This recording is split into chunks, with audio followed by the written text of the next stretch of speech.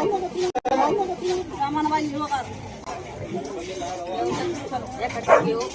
रहे भैया, गाँव में छोड़ के नहीं जाट भगा रहे भाई, हम जा रहे हैं हमको छोड़ के, और हमें कोई जीने नहीं दे रहा है। एक तरफ कार्रवाई हो रही है, सुनवाई नहीं कर रहा है। रात्रि में आता है, घर में फेंक रहे, सब जा रहे हैं।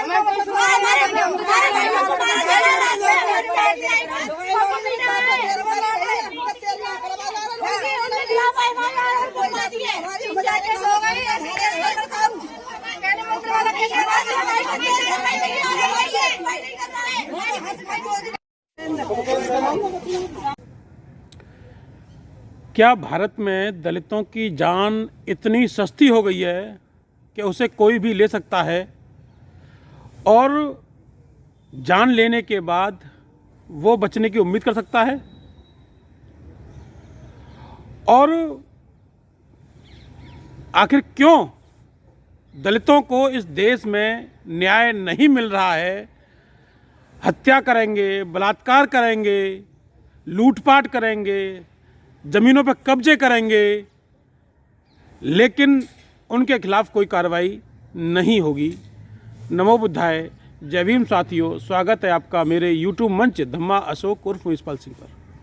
साथियों, जो वीडियो आपने अभी देखा वो उदयागढ़ी नौझील के पास एक गांव है जिसमें से कुछ लोग पलायन कर रहे हैं, और आज दो घटनाओं का मैं जिक्र करूंगा। दो बड़ी घटनाओं का एक वीडियो आपने देख लिया, और एक वीडियो आप ये देखिए। और हम सब मरेंगे, आप देख लें, कुछ नहीं कर सकते। आप अपनी मोटी जेब भर सकते हैं, जितनी मोटी जेब भरे, जितनी मोटी जेब भरो, आप जितनी मोटी जेब भर सकते हैं जितने भरो। मैं सभी संगठनों से हाथ जोड़ के विनती करता हूँ, भीम आर्मी से, और जितनी बार पार्टी है चंद्रशेखर भैया, एक बार आपको फिर आना पड़ेगा और मुझे न्याय दिलाना पड़ेगा। मैं अपने बाप का अंतिम संस्कार जब तक नहीं करूंगा, जब तक 2 दिन नहीं पकड़े जाएंगे। पुलिस प्रशासन मुझे धमका रहा है, मुझे जेल में बंद कर रहा है, और मुझसे कह रहा है इस पर साइन कर, और यहाँ पे मुकदमा नहीं, तेरे खिलाफ झूठा मुकदमा लगा देंगे। जबकि साजिश के तहत यहाँ पे इन्होंने अलाप पे बैठे हुए दबंग लोगों ने फायर गाड़ी से, दबंगाई से उनको रौंद दिया, मेरे पिता को, और उनकी हत्या कर दी। और मुझे तो कोई संरक्षण नहीं मिल रहा, जो मुझे तो संरक्षण पुलिस नहीं दे रही। और जिनके तो आपने इस वीडियो में देखा कि कैसे एक बेटा चीख चीख कर कह रहा है और सभी पार्टी संगठन के लोगों से अपील कर रहा है कि जो है आइए मुझे न्याय दिलाइए, मेरे पिता को मार दिया गया है, मुझ पर पुलिस प्रशासन दबाव बना रहा है कि जो हम लिख रहे हैं उस पर साइन कर दो, और जो जिस गाड़ी से हमला हुआ है वो गाड़ी बदल दी गई है। आपने वीडियो में देखा एक बाल बच्चा किस तरह चीख चीख कर अपनी व्यथा जो है, ये लाइव वीडियो उसने वहाँ चलाया है। ये लाइव वीडियो उसके चाचा डॉक्टर सोमवीर जी के फेसबुक से उठाया गया है। तो पहले मैं घटना बताता हूँ इन दोनों घटनाओं के बारे में। जो हाल की घटना है वो है कल की 28 दिसंबर को लगभग 6:45 पौने 7 के आसपास का समय रहा होगा। लोग, क्योंकि ठंड बहुत है, अलाव ताप रहे थे शरीर में सड़क से कुछ दूरी पर। तो पास में ही एक अंडे की दुकान थी, वहाँ कुछ लोग अंडे की दुकान पर अंडे खाते हुए और ड्रिंक करते हुए बात कर रहे थे कि ये जो है चमारों के, ढीड़ों के, है ना, ये नीच अछूतों के बड़े हौसले बुलंद हो गए हैं, इनके हौसले गिराने पड़ेंगे और सबक सिखाना पड़ेगा। ये बातें चल रही थी, और वहाँ एक लड़का खड़ा हुआ था, उसने ये सब बातें सुनी। लड़के को ये नहीं पता था कि ये इस पर तुरंत एक्शन करेंगे। उन्होंने, एक व्यक्ति था, लास्ट में सोनी नाम था उसका, उसने उससे कहा कि चढ़ा दो इनके ऊपर गाड़ी, और अपनी थार गाड़ी को रॉन्ग साइड में ताप रहे जाटव समाज के लोगों पर वो गाड़ी चढ़ा दी। उसमें जिस तरह से उसमें लिखा गया है तहरीर में, ये वो बातें बता रहा हूँ मैं, तहरीर की बातें। और ठाकुरों ने ये जो है घटना की है और वो गाड़ी चढ़ाई, पहले सीधे ले गए उस गाड़ी को, फिर बैक लेके आए। जब वो बैक लेके आए तो पहले जब सीधे चढ़ाई गई थी उस समय बनवारी लाल जी, जो कि डॉक्टर सोमवीर के भाई हैं और जो बच्चा इसमें चीख के न्याय की गुहार लगा रहा है, उसके पिता हैं बनवारी लाल जी, तो पहले उनके ऊपर चढ़ी है, फिर बैक में भी उनके ऊपर चढ़ी है। और उसमें एक तख्त पर व्यक्ति बैठे हुए थे, उस तख्त को तोड़ के गाड़ी, एक पहिया तख्त को तोड़ा है और उनके पैर तोड़ दिए गए हैं, उससे पैर टूटे हैं। दूसरे व्यक्ति के ऊपर भी जो है गाड़ी चढ़ी है, उसके शायद पसली में चोट है। उसका सिटी, जब मैं डीएस हॉस्पिटल में गया था तब उनका सिटी स्कैन होके आया था और सिटी स्कैन की रिपोर्ट उस समय तक आ नहीं पाई थी।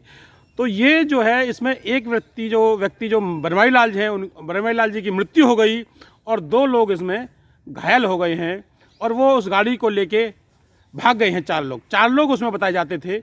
और इसका सीसीटीवी में फुटेज भी आया है, वो सीसीटीवी भी आप देखिएगा, साथ में मैं चला रहा हूँ, इसको देखिए, ऊपर ये चल रहा है।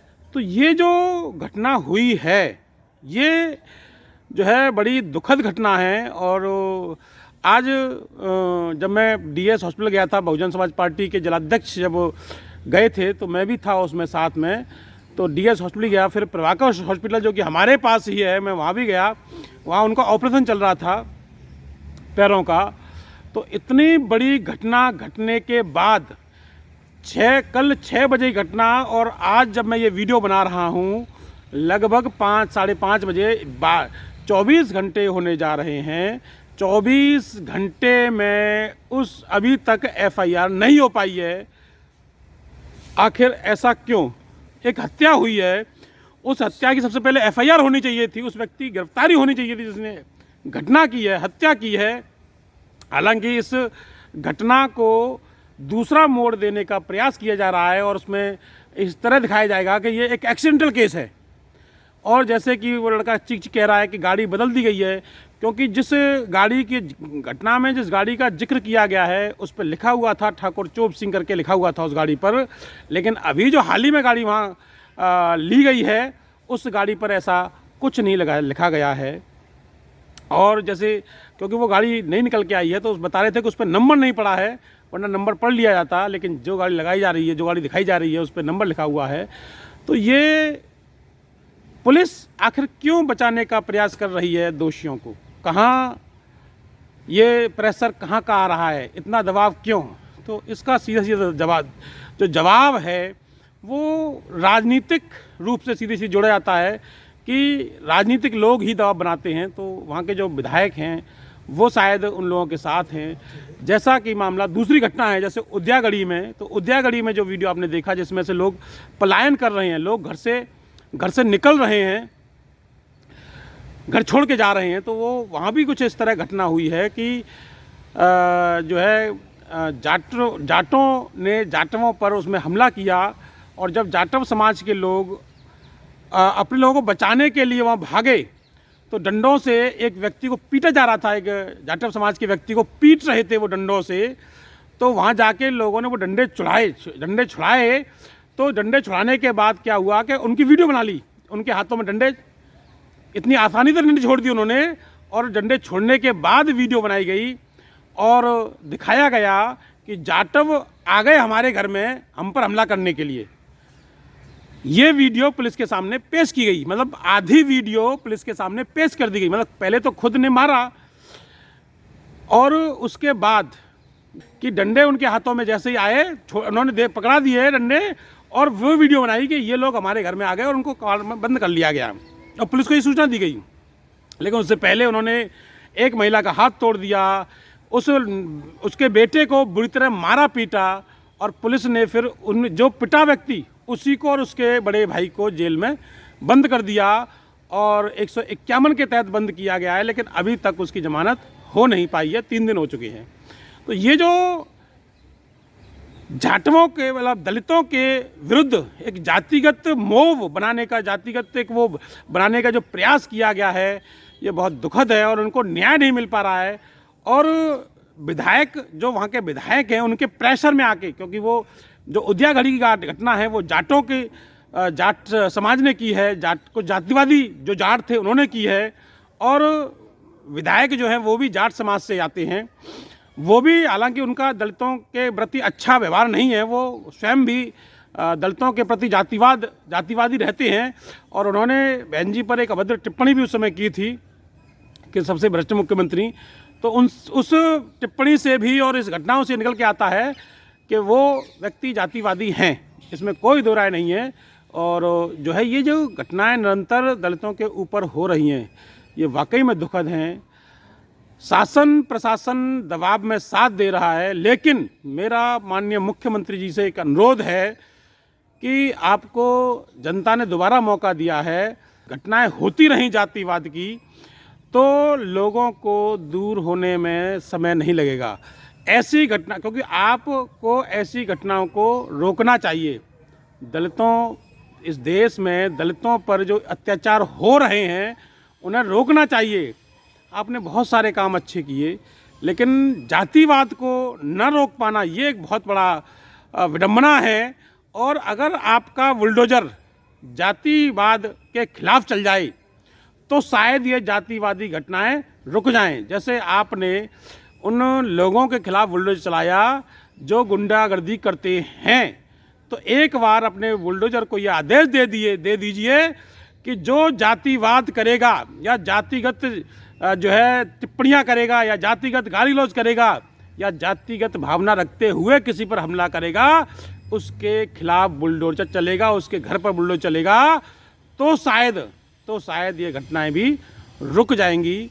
लेकिन ऐसा होगा नहीं, ये मुझे विश्वास है। क्योंकि अगर ऐसा होता तो अभी जो हाल ही में विधायक सेंगर को जो जमानत मिली है उन्नाव केस में, और उनके खिलाफ जो केस रद्द हुआ है वो बिना सत्ता के हो नहीं सकता। लेकिन इसमें अभी हाल ही में जो सुप्रीम कोर्ट का आदेश आया है कि उसमें उस आदेश को फिलहाल के उस पर आदेश पर रोक लगा दी गई है सुप्रीम कोर्ट द्वारा। ये एक अच्छा काम हुआ है, लेकिन और ये इसकी वजह ये है कि चौतरफा इस घटना का विरोध हो रहा है कि एक लड़की जिसके खिलाफ, जिसको पहले रेप किया गया, फिर उसका मुंह बंद करने के लिए उसका गैंग रेप कराया गया, और जब वो फिर भी नहीं मानी, एफआईआर करने चली गई, तो उसके बाप पर झूठे केस लगा के उसको गिरफ्तार कराया गया, उसके बाप को मार दिया गया। यही घटना नहीं रुकी, इसके बाद फिर वकील, जिस गाड़ी में लड़की, वो वकील, उसकी चाची, उसकी मौसी बैठी हुई थी, उसको ट्रक से कुचलवाया गया। उसमें जो है 3 लोगों की मौत हो गई, वो लड़की फिर बच गई। उस लड़की का हॉस्पिटल में इलाज चला, वह मुश्किल वो लड़की बची, और उसको सजा हुई। विधायक सेंगर हैं उन्नाव के, उसको जो है सजा हुई। सजा होने के बाद अब जो हाल ही में वो केस दिल्ली हाई कोर्ट ने जमानत दे दी है, और उस केस को ख़त्म कर दिया है, खारिज कर दिया है, सस्पेंड कर दिया पूरे केस को, पूरी तरह से मुक्त कर दिया इसमें। तो उस पर एक रोक अब सुप्रीम कोर्ट ने लगा दी है उस आदेश पर, और अग्रिम उसमें जो है सुनवाई होगी, उसके बाद इसका फैसला होगा। तो ये जो दिखा रहे हैं, ये जो घटनाएं हो रही हैं, या जो जिस तरह से ये कार्रवाइयाँ हुई हैं, या जो सेंगर को जमानत मिली है, तो ये बिना सत्ता के संभव था नहीं। तो ये लगातार निरंतर जो बहुजन समाज के खिलाफ एक जातिगत द्वेष भावना के तहत इस देश में हो रहा है, ये वाकई में निंदनीय है, बहुत ही गलत है। और इसके लिए ज़रूरी है कि इसका प्रबल तरीके पर विरोध होना चाहिए। मथुरा में ये, क्योंकि मैं उस समय वहाँ गया था, तो व्यक्ति का चला जाना कितना दुखद है। तो इससे लग रहा है कि दलितों की जान की कीमत अब भारत में रही नहीं है। आपको क्या लगता है, अवश्य बताइएगा, कमेंट कीजिए, वीडियो को शेयर अधिक कीजिए, ज़्यादा से ज़्यादा शेयर कीजिए, जिससे लोगों को पता चले कि आखिर किस तरह से जातिवाद इस देश में बढ़ रहा है। कमेंट करके बताइएगा, क्या मैं सही हूँ या मैं सही हूँ। नमो बुद्धाय, जय भीम, जय भारत, जय संविधान साथी।